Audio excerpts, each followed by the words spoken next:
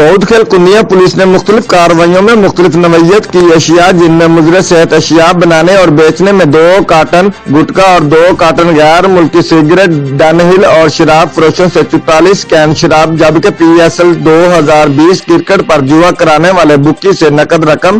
اور سامان برآمد کر کے اور ملزمان کو گرفتار کر کے تھانہ کنیا میں علیحدہ مقدمات درج کر دیے۔ مزید جانتے ہیں دودھ کھیل سے اپنے نمائندے تنویر عابد خان سے۔ جی تنویر عابد خان بتائیے گا کیا تفصیلات ہے؟ جی DSP سرکل پیپلا شاہد نذیر کی سربراہی میں تھانہ کندیا کے SHO خلاص خان اور incharge check post remote search park چشمہ انسپکٹر محمد ممتاز اور پولیس ٹیم نے مختلف کارروائیوں کے دوران مختلف نوعیت کی اشیاء برآمد کر لی، جن میں مضر صحت اشیاء بنانے اور بیچنے کی کوشش پر دوران چیکنگ کوسٹر نمبری LEI ماڈل 146841 سے 2 کارٹن گٹکا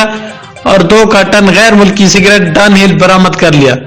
اور کوسٹر کے کنڈکٹر محمد لقمان کو حراست میں لے لیا، جبکہ بدنام زمانہ شراب فروش خالد فاروق اور محمد زاہد سکنہ کچا گجرات سے 44 لیٹر کین شراب، جبکہ PSL 2020 کرکٹ پر جوا کرانے والے بکی عامر حسین سکنہ کندیا کے قبضہ سے